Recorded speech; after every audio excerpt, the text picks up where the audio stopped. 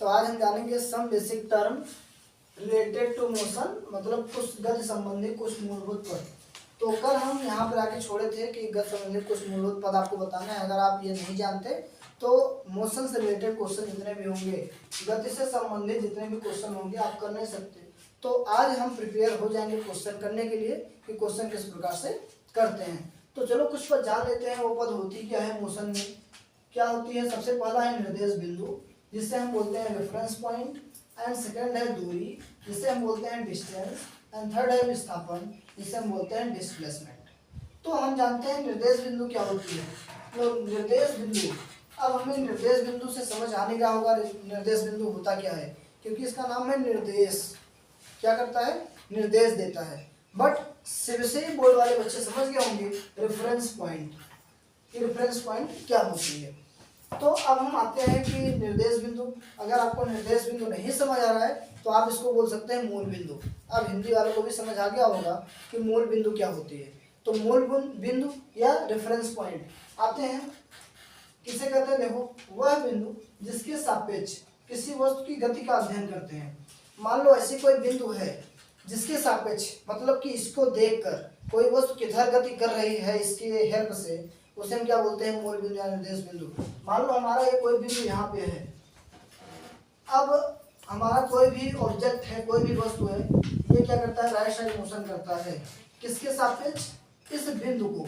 तो इसी बिंदु को हम क्या बोलते हैं, निर्देश बिंदु। अब इसी बिंदु के सापेक्ष वो क्या जाती है, लेफ्ट में भी जा सकती है, राइट में भी जा सकती है, ऊपर नीचे कहीं भी जा सकती है, किसी भी डायरेक्शन में वो क्या करती है, गति कर सकती है, मोशन कर सकती है। इस बिंदु को हम बोलते हैं मूल बिंदु या निर्देश बिंदु या फिर रेफरेंस पॉइंट। अगला आते हैं जिसे हम बोलते हैं दूरी। ये हमारा जो है कुछ बेसिक टर्म है। दूरी मीन्स क्या होती है, डिस्टेंस। अब डिस्टेंस जानेंगे कि दूरी क्या होती है। अब तक आपने दूरी सुना होगा, देखा होगा, नापा होगा, बट आप जानते नहीं होंगे कि दूरी होती क्या है। अगर कोई जानता हो प्लीज कमेंट करें दूरी क्या होती है विदाउट डेफिनेशंस। डेफिनेशन किताबी भाषा न बता के हमें अपनी भाषा में दूरी को बताए। तो आओ हम किताबी भाषा थोड़ा समझाते हैं फिर अपनी भाषा समझाते हैं। तो दूरी क्या होती है, डिस्टेंस। किसी गतिमान वस्तु द्वारा किसी समय में तय की गई लंबाई उस वस्तु द्वारा चली गई दूरी कहलाती है। कोई ऐसी ऑब्जेक्ट है जो क्या करती है, मोशन कर रही है, या कोई ऐसी वस्तु है जो क्या कर रही है, गति में है। कोई वस्तु है जो क्या कर रही है, गति में है, और किसी भी समय में वो किसी भी समय में जितनी लंबाई तय करती है। आओ थोड़ा सा ग्राफ से समझाते हैं, बहुत हो गया ऐसे। देखो मान लो हमारा कोई वस्तु है, यहाँ से चला। अब ये हम यहाँ से गए यहाँ तक, फिर नीचे आए, फिर नीचे आए, फिर आए, फिर आए, फिर आए, ये मान लो हम यहाँ तक आ गए। तो हमारा ये वस्तु किसी समय में यहाँ से यहाँ तक गया होगा। मान लो यहाँ हमारा लग गया 10 सेकेंड, फिर यहाँ से यहाँ तक आया होगा मान लो 15 सेकेंड, यहाँ से यहाँ तक होगा 20 सेकेंड, 25, 30, ऐसे क्या होगा 35 सेकेंड। तो ये पूरे 35 सेकेंड में ये लंबाई तय की। तो ये सारी लंबाई हमारी क्या कहलाती है, दूरी। ये सारी लंबाई यहाँ से लेके यहाँ तक की लंबाई क्या कहलाती है, दूरी। तो यहाँ से लेके यहाँ तक पूरे हम क्या करेंगे, लंबाई को जोड़ लेंगे, हमारी दूरी निकल जाएगी। अगला आती है, अब देखो दूरी हमारी क्या है, अदिश राशि है। इसमें अदिश राशि में डायरेक्शन की आवश्यकता नहीं होती, दिशा की आवश्यकता नहीं होती। ये किसी भी दिशा में दूरी जा सकती है। हमें ये दिशा में ये डिपेंड नहीं करता, दूरी में डिपेंड नहीं करता वो किस दिशा में जाएगी। ठीक है, तो आओ हम चलते हैं। इसका मात्रक मीटर होता है, ये ध्यान रखें। दूरी जब भी मापते हैं मीटर मापते हैं, दूरी को कभी किलो नहीं मापते या कभी लीटर नहीं मापते, हमेशा किसमें मापते हैं, मीटर में। ठीक है, आओ अगला बढ़ते हैं विस्थापन। विस्थापन मतलब डिस्प्लेसमेंट।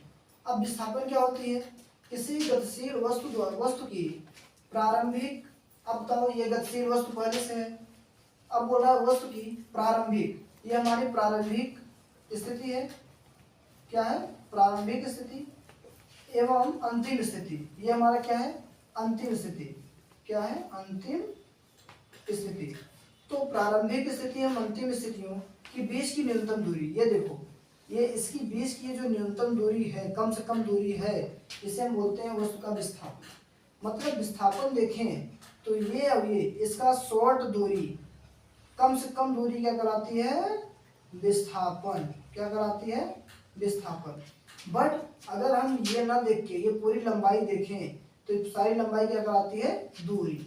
अब हमें यहाँ मान लो दूरी निकालना है इसका, तो हम मान के चलते हैं ये 5 मीटर है, ये 6 मीटर है, ये 2 मीटर है, ये 3 मीटर है, और ये मान लो ये 2 मीटर है, 3 मीटर है, और ये क्या है 3 मीटर। ठीक है, अब हमें दूरी यहाँ निकालना है, तो दूरी हम कैसे निकाल सकते हैं, सारे लंबाई को जोड़ दो, 5 5 2 7 7 6 13 13 3 16 16 2 18 18 3 21, मतलब हमारा जो दूरी है सारा 21 है। अब हमारा क्या करना है, विस्थापन निकालना है, तो यहाँ प्रारंभिक स्थिति कितनी होगी, अंतिम स्थिति कितनी होगी, इसके बीच जो जितनी भी दूरी होगी उसे क्या बोलते हैं, विस्थापन बोलते हैं। अगला हम ये कि कौन सी राशि है, सदिश राशि है, क्योंकि विस्थापन को हमेशा दिशा की एक आवश्यकता होती है। हम विस्थापन को इधर कभी नहीं ले सकते, क्योंकि न्यूनतम दूरी हमारा यहाँ तक है, तो हम ऊपर कैसे लेके जाएंगे, इसलिए इसको एक क्या करती है, दिशा की आवश्यकता होती है कि ये किस दिशा में जाएगा, इसलिए इसे हम बोलते हैं सदिश राशि।